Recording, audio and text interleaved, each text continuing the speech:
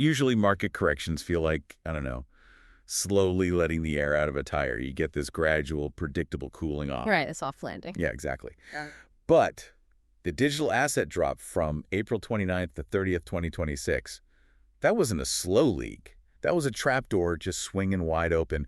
Welcome to this deep dive, where we're looking at exactly what triggered that violent mechanical washout. And what's really crucial to understand here is that the trapdoor wasn't opened by anything inside the crypto ecosystem. It was entirely external. Exactly. It was triggered by two massive shocks in the traditional world happening at, the exact same time.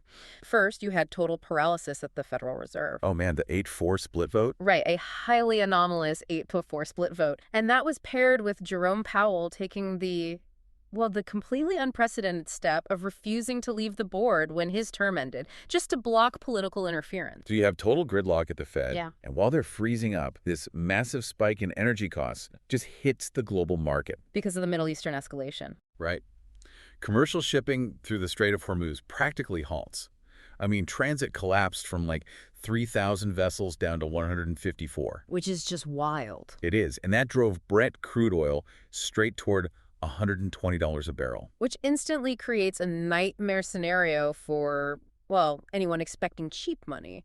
That oil spike meant inflation was going to stick around. And if inflation sticks around, the Fed can't cut interest rates. Exactly. And this is where we have to look at how retail traders were positioned. Right. Think of the retail market leading up to this like a giant rubber band.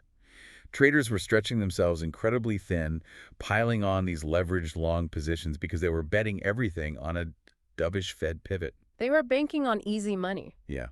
So when that macro data hit, the hope for easy money vanished, and that overextended rubber band just snapped. So talk to me about the specific structural damage. How did falling below that $76,080 threshold act as a tripwire? Well, it wasn't just a psychological blow for traders. It was a literal algorithmic tripwire. Once the price hit that line, the system it automatically started selling off those over-leveraged positions to cover losses. A total liquidation cascade. Right. In a flash, you had over $524 million in leveraged long positions just algorithmically wiped out. Okay, so this is where I get hung up. Yeah.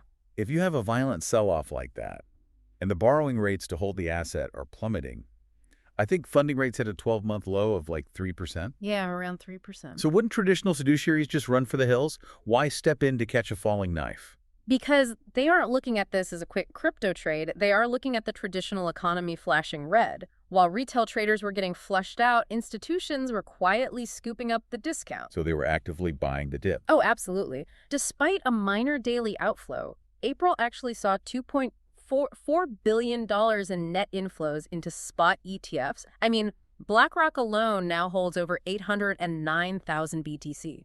Yeah. Wall Street isn't trading the day-to-day volatility. They are accumulating because the broader macroeconomic system is fracturing. Which perfectly explains that actuarial warning Paul Tudor Jones issued right in the middle of this mess. That was incredibly timely. It really was. He pointed out that the U.S. market cap to GDP is at a catastrophic 252%, which is, that's approaching dot-com bubble levels of overextension. Right. And Jones understands that to fix a debt imbalance that huge, the government basically has no choice but to devalue the currency. To pay it all off. Exactly. So he's looking at the permanently scarce supply cap of this protocol, and he explicitly crowned it as the ultimate inflation hedge, even over gold. So Wall Street is basically treating it as sovereign-grade armor. But what blows my mind is how differently nation-states are reacting to that exact same realization. You look at Canada. By the ATM ban. Yeah, they are aggressively suffocating physical access, banning all 4,000 of their crypto ATMs under the guise of fraud prevention. It's a textbook move for control. Canada wants to eliminate the ability to transact outside their heavily surveilled banking system, so they're forcing all activity back into centralized choke points. Right. But then contrast that with the U.S. legislative momentum, which is moving in the exact opposite direction. Right. Trying to capture the infrastructure instead of fighting it. Exactly.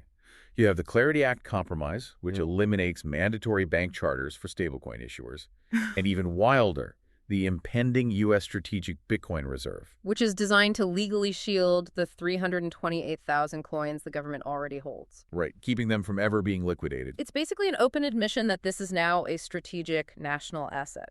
So to distill the core takeaway for you, the April contraction was essentially a synthetic retail washout engineered by hawkish macro forces. Yeah, the transient leverage was forced out. Right, which ultimately just allowed structural sovereign-grade accumulation to harden the asset's floor, but that leaves you with something to really ponder. While traditional markets panic over deadlocked central banks and oil shocks, this decentralized network just keeps humming along. Completely unbothered. Exactly. I mean, you have decentralized platforms launching zero-fee prediction markets, and Jack Dorsey utilizing the network to bypass mainstream censorship for a Julian Assange documentary. Right, doing things the legacy system literally can't.